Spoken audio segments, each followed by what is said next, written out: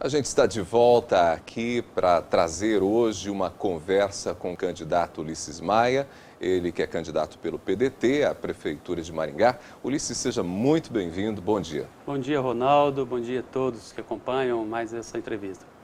Ulisses, eu gostaria de começar a conversa falando sobre segurança. Essa tem sido uma das bandeiras de sua campanha e entre as suas defesas está justamente a ampliação da Guarda Municipal e uma Guarda Municipal armada com armas letais. É isso? É isso, Ronaldo, porque é o que está acontecendo no Brasil todo. A Polícia Militar não dá conta de fazer o trabalho necessário, que é o trabalho preventivo, o trabalho ostensivo. Nós temos 220 militares em Maringá e o mínimo para um trabalho razoável seriam de 640. Temos 13 viaturas para um mínimo de 40. Inclusive, essas viaturas estão sendo consertadas com recursos dos empresários de Maringá, através do Conselho de Segurança. E aí o que acontece? As outras cidades do Paraná, Curitiba, Londrina, Foz do Iguaçu, até Sarandi mesmo, armou a guarda. Claro que depois de um treinamento, depois de muita capacitação, treinamento, o armamento da guarda é uma forma de proteção ao próprio agente e a sensação de segurança para a cidade, que é coisa que nós não temos hoje. Ou seja, não é algo que seja possível o prefeito implementar em janeiro de 2017, caso você vença as eleições. Em janeiro não, porque você precisa de comprar o armamento. O prefeito atual fez a licitação, o ano passado, ficou um ano com o contrato pronto para o fornecimento das armas, mas aí ele desistiu da compra. O treinamento já foi feito em partes pela SFAEP, que é a Escola de Formação da Polícia Militar que tem aqui em Maringá. Então fizeram o treinamento, a segunda etapa era o treinamento prático, mas a Prefeitura optou por não armar. Entendo que é uma necessidade, isso está acontecendo no Brasil inteiro e a Guarda Municipal, ela tem hoje essa função pela lei. A lei federal mudou e permite à Guarda Municipal fazer esse trabalho auxiliar da Polícia Militar. E claro que não fica só no armamento, nós precisamos de aumentar o número de câmeras, colocar as câmeras com monitoramento, porque hoje não há monitoramento. As câmeras de segurança que tem hoje, elas possibilitam investigar o crime. Aconteceu o crime, a polícia vai lá, vê as imagens e investiga o crime. Mas nós entendemos que o necessário é evitar o crime. E para evitar tem que haver um monitoramento e através desse monitoramento a polícia irá acionando. Olha, tem uma atitude suspeita no endereço tal, na rua tal.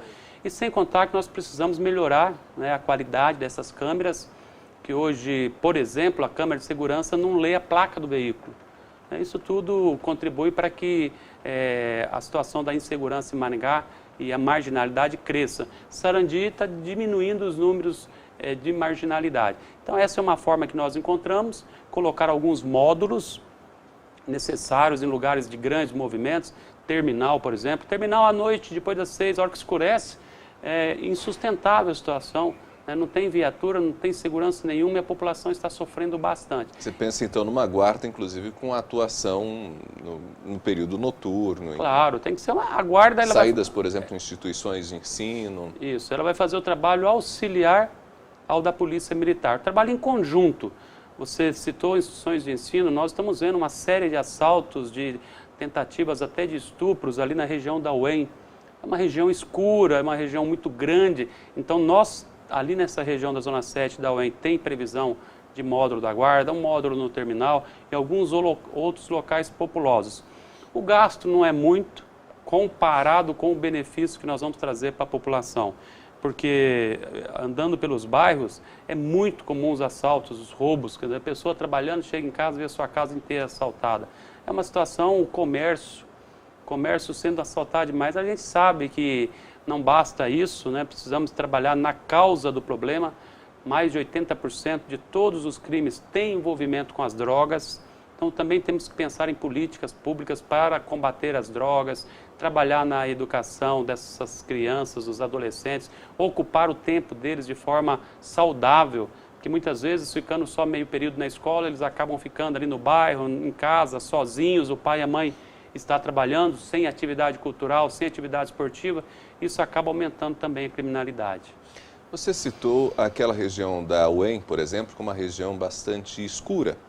Existe no seu projeto de governo algum plano para, quem sabe, mexer em pontos da cidade que precisam de mais iluminação, porque a gente de fato sabe que algumas regiões da cidade são um pouco escuras, ou seja, não é necessariamente por falta de iluminação, mas às vezes tem árvores, tem todo um espaço que leva o ambiente a ficar um pouco mais escuro, né? Causando insegurança. Nós temos uma característica diferenciada em Maringá, que são as nossas árvores, que às vezes provoca a escuridão. Sem dúvida alguma, isso é necessário, inclusive rever a nossa iluminação como um todo, né, para que a gente troque aí por lâmpadas de LED, para provocar uma economia muito maior de gastos, né, do consumo de energia e também para preservar o meio ambiente. E o trabalho de iluminação é necessário. Como eu disse, você não é só ter uma guarda armada, são uma série de mudanças que nós precisamos de implementar. A guarda armada faz parte.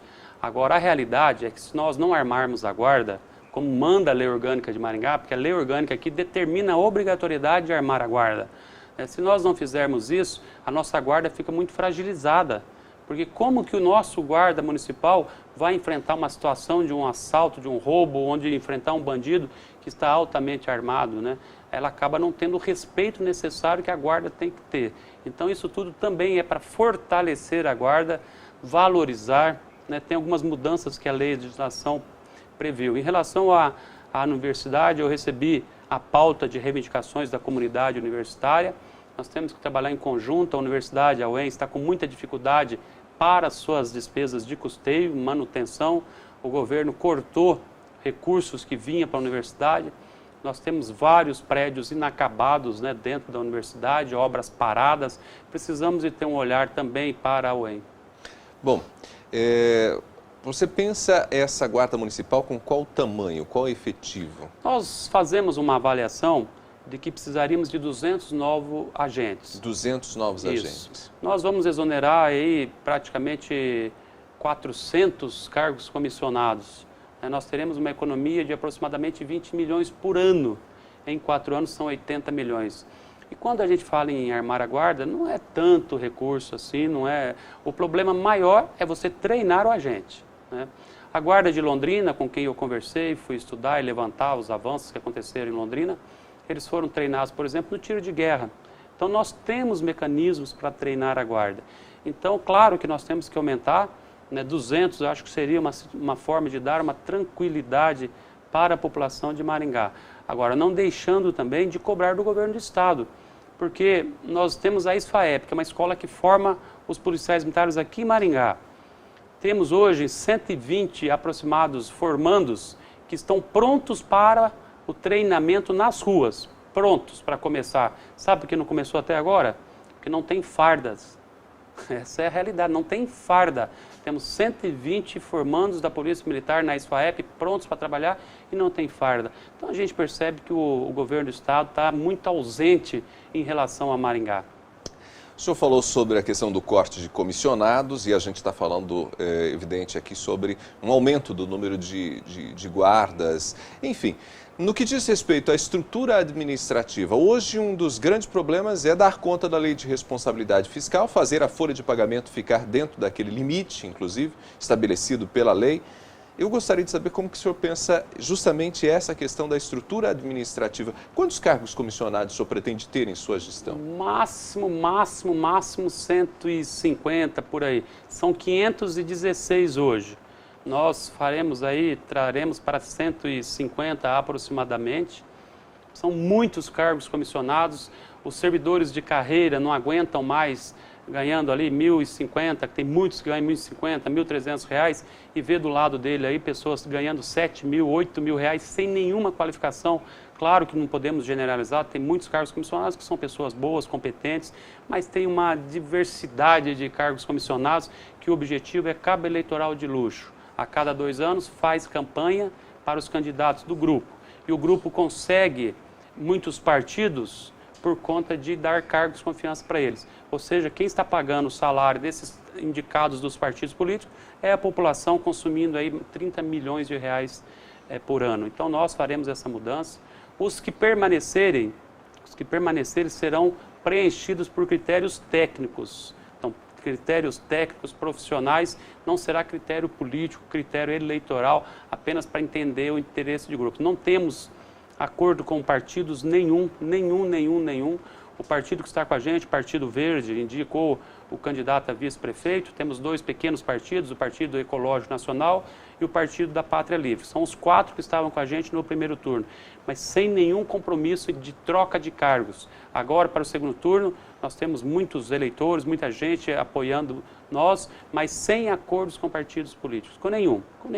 Com o PT, não com o PC do B, com o PSC, PSD, não fizemos acordo com partido nenhum, exatamente para que a gente possa mudar o estilo de administração, fazer uma administração mais política, aliás, menos política, né? Mais técnica, mais profissional, e os secretários que continuarão, nós temos hoje 29, traremos para 19 secretarias.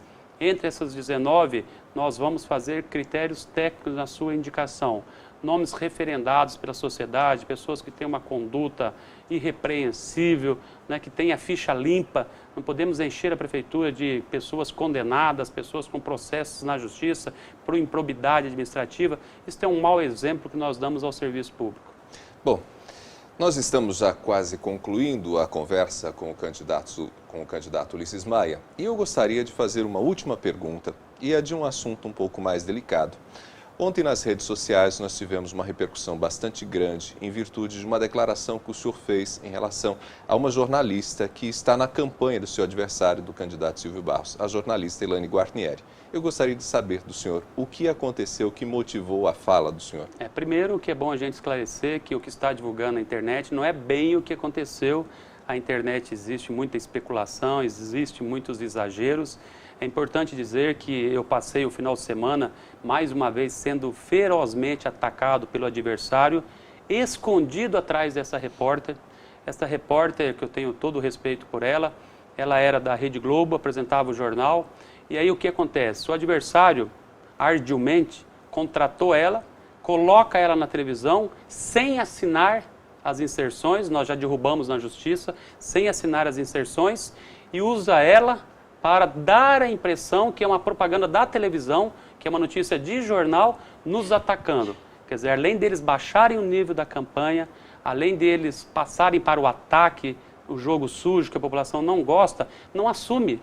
Quer dizer, o adversário não assume o ataque. Ele tem que vir frente a frente, conversar, não pode se esconder atrás da repórter, né? E a repórter, nessa situação, ela acaba ferindo a imparcialidade jornalística, é uma opção dela, mas penso que ela também tem que assumir essa opção, ela tem que deixar claro que não é a TV que é patrão dela, patroa dela hoje, né, o empregador dela, e sim o candidato adversário, né? Então eles fazem essa tentativa de iludir a população e com mentiras. Se ainda falassem verdade, né? Então ontem a justiça mais uma vez, proibiu as inserções, proibiu a possibilidade de voltar a fazer. Então está acontecendo isso, estamos sendo ferozmente atacados pelo adversário, apesar de que no horário eleitoral parece que é tudo muito bonitinho, ele é muito bonzinho e usa de estratégias, né, para o jogo sujo e o ataque. A eles nós vamos responder na justiça. O juiz já tirou a propaganda, a cada inserção que voltar, R$50 mil de multa, e não é a primeira vez que isso acontece.